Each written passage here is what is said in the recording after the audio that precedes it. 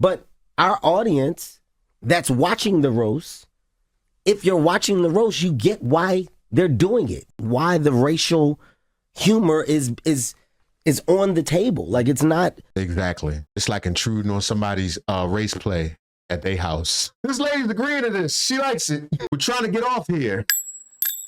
This might have been the worst PR move in Kevin Hart's comedy career. Now, after Kevin Hart's roast a couple weeks ago, he faced a lot of backlash for having comedian Tony Hinchcliffe up there making a nasty joke about George Floyd. A lot of comedians came out against Kevin and said, bro, I would have never let that fly if that was my roast. The comedian would have either been kicked out or I would have just walked out. Now, the point of YouTube, chicks. Get ready. You know what to do, chicks. I find him. You know, I like Chick Smooth. Chick Smooth is somebody I really enjoy listening to on YouTube because Chick just got an intellectual curiosity about things. Oh boy, here we go, you guys. This is all bad. This might have been the worst PR move in Kevin Hart's comedy career. Now, after Kevin Hart's roast a couple weeks ago, he faced a lot of backlash for having comedian Tony Hinchcliffe up there making a nasty joke about George Floyd. A lot of comedians came out against Kevin and said, bro, I would have never let that fly if that was my roast. The comedian would have either been kicked out or I would have just walked out. Now, the point of a roast is to say the most fucked up shit you can imagine. So that's the point. That's the point. Let's not forget this. In order to accomplish that, you gotta get the most fucked up comedians possible. And that's where the problem comes in. A lot of times, those fucked up comedians with the fucked up jokes tend to be racist. But because they're comedians, they get a pass. Now, you know somebody's racist when even white people are coming out and saying, nah, that guy right there is too fucking racist for me. Chelsea Handler, who was actually at the roast, she came out a couple days. I'm so sick of these people complaining about these couple of goddamn jokes. We know Tony Hinchcliffe is a racist. That's not the point. Comedy is like the last place. It's two places left in this world where you could be who you really are. Corn. I'm going to say it again. Corn. Indiana Gold, corn, and goddamn stand-up comedy. That's all we got. So what? These are his jokes. This is how he feels. This is his attitude. Say your own racist jokes back. Plenty of them. I do it every day. Anyway. When even white people are coming out and saying, nah, that guy right there is too fucking racist for me. Chelsea Handler, who was actually at the roast, she came out a couple days ago to criticize some of the comedians for being racist and sexist. Those aren't jokes. That's not clever writing. And I knew they would be lazy because they do that for a living. And I knew enough about like Tony Hinchcliffe and Shane and their backgrounds. I had ex-girlfriends blowing up my DMs that had dated Shane and were telling me stuff about him. So based on that, I was like, oh, these guys are pretty bad. So you had something on him that you could have. Tell us now. What shit, Shane? It's just everything we know, that they're racist, that they're bigots, that they're sexist.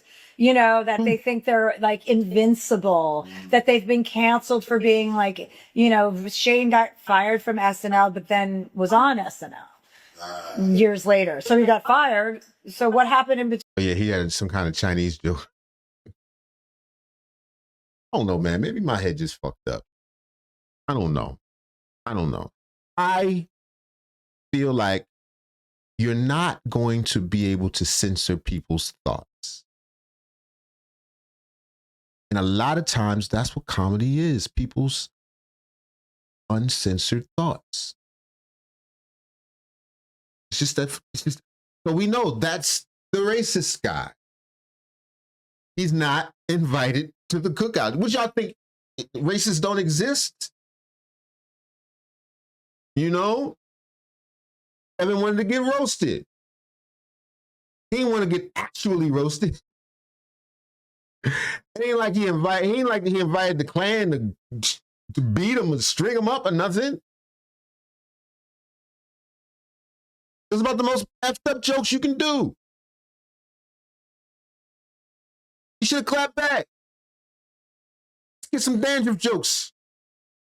You know, some sunburn jokes. Sunscreen, skin cancer, genetic diseases.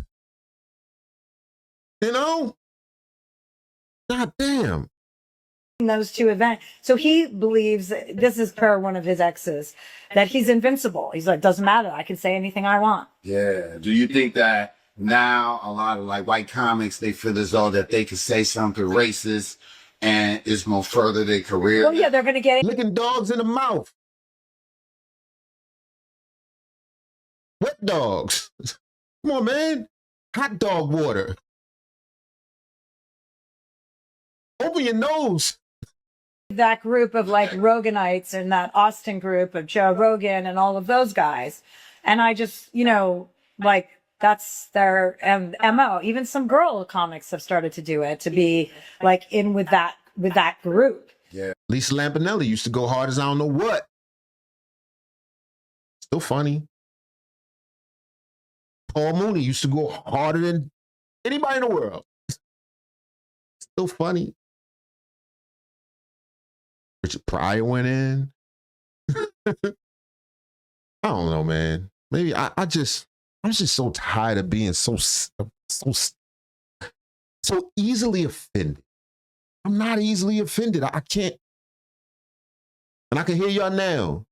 I'm not from Jamaica. I'm not from Africa. I'm from right here in the United States. And I understand everything we've been through. I just don't believe that wearing your pain on your wrist is beneficial, myself or any of my people. People always be like, oh, nobody makes you jokes. That's bullshit. We do damn near every day. Watch any video with us with Vlad on it. We're kidding. We're kidding. I ain't got nothing against nobody. I don't know what these people think. I don't know if they really have, you know, hidden agendas and all that. But whether or not they say it, it's not going to make them disappear. It's not going to eliminate people from having these thoughts. I don't know. I just know if I was Kev, I'd have just came back with the most. I would have met them and exceeded them in whatever level of ignorance they was down to get into that particular night. You know what I'm saying? All right, I'm going to shut up. I know y'all ain't coming here for me. Here we go. Yeah. I was like, they say this racist. Yeah, because I'm starting to feel that. I'm starting to feel like it's this thing that a lot of white comics are doing, and there's this group of them that's like, they saying things and people, they get famous and then people get on their ass, but then there's another group going, hey, well, you're cool with us for saying what you say. Yeah, yeah. Now they become super rich and famous and they sell out all over. And it's like, I don't think anybody should be paying attention to that because, you know, it's not happening like that on the other end. But they're becoming famous over this shit. Right? Yeah, for sure. Now, as for Kevin Hart, the man does not give two fucks. I'm sorry to say, you guys. Kevin Hart is partnered with Netflix. They've been partners for years. And at this point, Kevin really only cares about the number he brings in and also the money. Now, the very And y'all gonna forget about it next month. Let's be real. Come on, man. day after the roast, Kevin put out this response to the backlash he was getting. He basically told people, shut the fuck up, it was a roast. Tony Hinchcliffe fucking understood the assignment, relentless as he always is, but funny. Like, you can't have emotions. You gotta understand what the fucking assignment is, man. Everybody He was trying to make you cry. He was trying to hurt your feelings, Kevin. That's what they was doing. That was the intention. It's a roast. out there and did their fucking thing. No emotion. No emotion, no fucking feelings, man. It's not what a roast is about. Leave the emotions and the feelings at the front fucking door. People are coming in and they're looking for the shock factor. They're looking for the crazy reaction about the hard-hitting joke. Let them fly. It's all in the efforts of being funny. And ever since then, Kevin has been bragging about the number and the stats from the roast. Last week, he posted this on his page. The roast of Kevin Hart is now the #1 global show on Netflix. And it also got 13.5 million views. Now, after the dust has settled and a lot of people are still pissed off at the joke, Kevin Hart just sat down with the Breakfast Club and he had a chance to apologize or at least show people that you care. However, Kevin Hart did the exact opposite. The man doubled down on the fuckery and actually got mad at people who got mad at the joke. This is some crazy fucking shit, you guys. Here's what Kevin Hart said. Yeah, the George joke, it wasn't a tasteful joke to our culture, to our audience, but our audience that's watching the roast, if you're watching the roast, you get why they're doing it. You get. Exactly. It's like intruding on somebody's race play at their house. This lady's agreeing to this. She likes it. Why the racial humor is on the table. Like, it's not. We're trying to get off here. I wasn't shocked. Like, that's what they do. Go look at the Tom Brady one. Like, that's what they do. It's It happens every year when they do a roast. It's not new. This isn't a new. It's not a new agenda. It's not a new approach to comedy. You just too big. You too famous. Everybody heard it. The whole world heard it. Now you gotta act like it didn't happen. They want you to cry. They want you to say you sorry. They want you to say you mad at Tony Hinchcliffe that you freaking hired and you know what he do. Feel like Tony Hinchcliffe went too far when he made that joke about George Floyd? It's Tony Hinchcliffe. Yeah. Like, I don't expect less. I don't expect more. I feel like you're saying going too far is the point. I don't want to put words in your mouth. Yes, I mean, that's why you're there. Yes. And God damn, I hate to say this, but I'm going to because we're being honest. People are talking about that joke. Talk about his set. Tony Hinchcliffe arguably had the best set or one of the best sets between Tony and Cheryl, and I would say Naeem had a really strong set. Naeem had a very strong set. I was laughing out loud at Tony until that joke. Until the joke. But not even just that joke. I don't like when people joke about violent, tragic death. I like Pete said, and then I was like, why you had to say anything about Charlie? Pete. Understandable. And the joke was tasteless. I'm not saying it wasn't tasteless, but they doing tasteless jokes tonight. I'd have booed him. Laughingly booed him. Booed him and listened for the next joke. Boo, the fuck out of here. Get out of here. Boo, this nigga's, you piece of shit. That's how you handle that. It's a rowdy crowd. It's a roast. Come on, man. You're supposed to cry. We got to march. It's marching time. Nobody don't feel like marching, man. When Pete had a great set too. Pete had a Charlie Kirk joke in there. Yeah. Like, would I tell those jokes? No. Hell no. But do I get why they're being told? Mm-hmm. Yes. Like, I'm not looking at Pete crazy. I'm not looking at Tony crazy. Like, that's what I know what you're going to do. Mm-hmm. I know your style of comedy. Did you see And another thing, this is another thing. Black people, he don't care. Y'all could march about this all day long. You think Tony Hinchcliffe gonna get any less gigs? All you're doing is getting him more gigs. You're making him more popular. You got people wondering, who's this Tony Hinchcliffe guy? Same thing when he did it at, when did he go in, what was it, the Super Bowl or something? He was doing jokes somewhere for Donald Trump. And everybody was like, no. And I'm like, it's Tony Hinchcliffe. These people are so, I don't know, people are so sensitive these days. Yet, somehow still so desensitized. I don't know how that works. Interview that I did with Terrence Floyd, George Floyd's brother. No. So he said, no shot to you. No, that's good. I'm never watching it. That's fine. I just want to be clear. I'm never watching that. Like, I only brought it up. Even now that you told me, I'm not going to go back and go look. Kevin ain't. He said, no, I didn't see the documentary and I'm never watching it. Is it because you allow jokes like this to slide? Oh, man.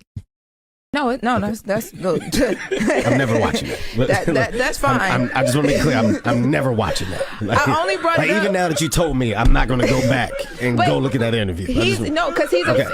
But I just want to make it clear so you understand what I do with my time. Like, I'm never doing that. Okay, go ahead. I just asked because he's a fan of you. Mm-hmm. He saw the joke and it picked up pretty big. So I didn't know if you saw it, but he basically said, like, as a fan of you and knowing that you came to the funeral to support his family, even though it's a roast and Tony, that's what he does, they expected you to kind of be the person that would, like, stop it right in the moment or just not allow for certain things to happen. And he also said he wanted you to come hard. Or maybe not approve of the joke, because I'm sure they saw it. I'm sure he had a certain measure of creative control. Let's be real.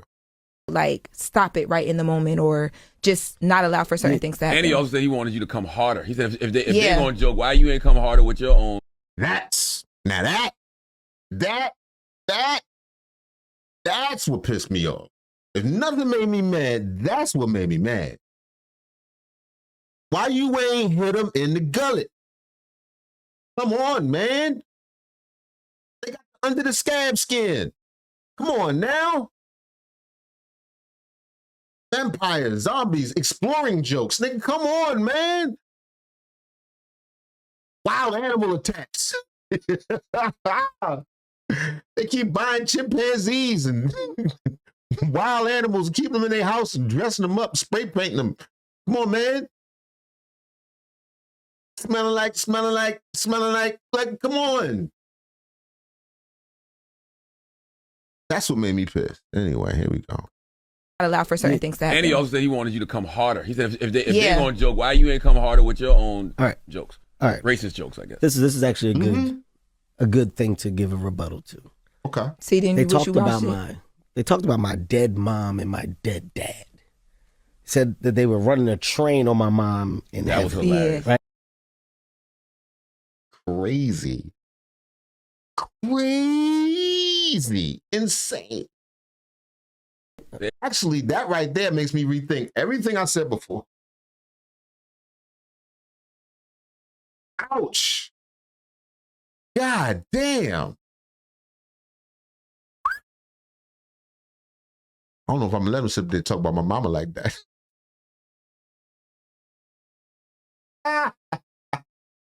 That's crazy though, yo. That's crazy. I'm like, wait a minute, not this one. Yeah. Dad said that they were running a train on my mom and that was hilarious. Right? It was that was crazy. Yeah, that was Regina killed that. Right? Yes. Oh, so Charlamagne, you think that was hilarious, but he's supposed to cry about the freaking mom and my dead dad. Said that they were running a train on my mom and that was hilarious. Right? It was that was crazy. Yeah, that was Regina killed that. Right? Yes, oh wait, that's right. You probably should say killed that. The jokes about Kevin was on a slave ship in a bottle with like the ship in the bottle. Like they had to hang him from he's so little they had to hang him from a bonsai tree. Fire. Going to appreciate humor.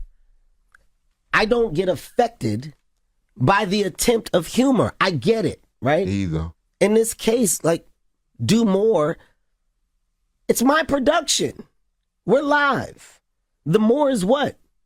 Like, what is it that you expect me? You want me to take a live production and stand up and fight Tony or have a reaction? Like, Tony told a joke. It wasn't a tasteful joke to us. We didn't like it. Okay. Hey, man, fuck that joke. We move on. I don't understand why we stand on a hill and it becomes like this big thing of like, oh, man, the motherfuckers, they do this. And black people like to be mad. We love that shit. We love to be mad. We got an enemy? Oh, man. They're attacking the culture. It doesn't have to be that. It literally is either you're a fan of this level of content or you're not. And if you're not a fan, then you don't watch it. So my last note for all attached to this is very simple, okay? Whatever the headlines or whatever the dialogue is, my rebuttal is simplicity. Remove me from it. I didn't say it. If you are upset that the night went on, that's a different conversation. It's nothing I can do. It's a production. It's a live production. I'm not compromising the live production for a reaction of what? What do you want me to do? I'm going to drag him off? You want me to fight afterwards? You want me to turn it into what? That's not what I agreed to do. That's not the job at hand. The job at hand was to produce a successful roast, which I did. I also got the rebuttal. I also got to say shit at the end. What are we dealing with here? I'll say it again. Stop talking as if I said it. So when you say the family and the family's affected, I didn't disrespect the family. Showed up for the family when it happened. Made sure that the family felt supported. Made sure that all things there were actually cool. They joked about his mama and his dad. Behind the scenes, just as an example, you know the one person that I talked to? Who? And I'm not even going to tell you the conversation? Stephen Jackson. Oh, I know he caught that. That's because that's my nigga. Yeah. Hey, Stack, let me just call you, man, so I can explain to you like the world of the roast, X, Y, and Z. We talked. I get it, Kev. We had a great conversation. But that's what I mean when I say, hey, man, let me call the one person after. And that's before whatever you're talking about. That's immediate. Stack, hey, Tony threw one out there. It's this and this, but you do know that that's what this shit is a roast. But I just want you to know from my side, that man is on his own. Why you ain't lead with that, Kev? You should have been leading with that the whole time. I don't need to. People just want to know you care. I don't fucking need to prove to people that I give a fuck. Yes, you do. No, I don't. Oh, plus he understood it's a roast. This one time. No. Yes, this one. No.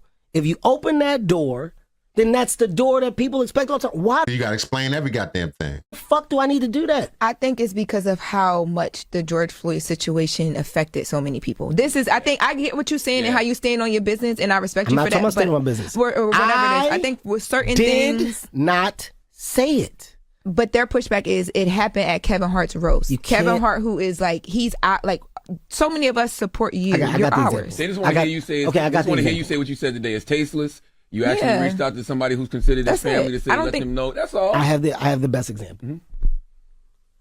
If I go to a nightclub and like we're celebrating, right?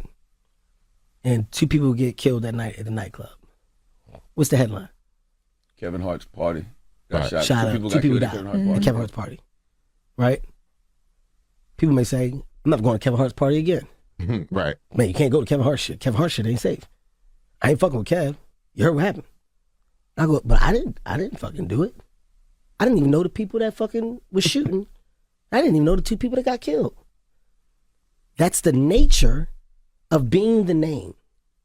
Your name is attached to things to make things bigger. What is my fucking... I didn't shoot the gun. Now, people are calling this the worst Kevin Hart interview he's ever done. People are saying Kevin Hart is tap dancing for the money. And there's also people saying that Cat Williams has been right about Kevin Hart all along. The man has completely sold out his community. Hey, listen, man, I'm not gonna lie to you guys. As a huge Kevin Hart fan, this was actually disappointing to hear. The man took absolutely no accountability. He actually gaslit people who had a fair point and fair criticism about the roast. But I was not surprised from the interview. Kevin Hart was not going to get on there and change his tune. Think about it this way, you guys. If Kevin Hart would have said, you know what, Tony Hinchcliffe actually went way too far with that George Floyd joke, people would have started protesting for Netflix to take it down. And if you're Kevin Hart, that Netflix would not have cared. Them 17 million views, you think they care what? Come on, let's be real. People are protesting for him to take it down. What are you saying? is not what you want right now. You're already getting bad PR in the media from your other business. The last thing you want is to get bad PR from Netflix, a huge partner of yours. But if you're Kevin Hart, the person, not the comedian, not the businessman, and you look around and white people love this roast, but black people actually hate it. One thing about it, you can't tell people what to be offended by and what not to be offended by. Everybody laughing and letting... This is the dude that Kevin said he called. It's their family member that get murdered. Then it ain't funny. Then it ain't funny when it's your family member. It's funny when it's everybody else's family member. And it's cool when it's everybody else's family member. When they come to your doorstep, you want everybody to feel a certain way. And that is true, but that's true to everybody for everything. Most things people laugh at, they would not be laughing at if it was happening to them. That's all I'm saying. See, I rode for my brother. Didn't take a dime from nobody. Risked everything I had going on in real time. No cap, no lies. 29 different states marching for my brother. Didn't take a dime from nobody. Every dime they tried to pay me, me and Q gave back. You already rich. To the community. Wherever we went, we gave it back. So you can't tell people that risk things and that really love somebody to feel a certain way when he's disrespected. Clown shit. Y'all keep laughing though.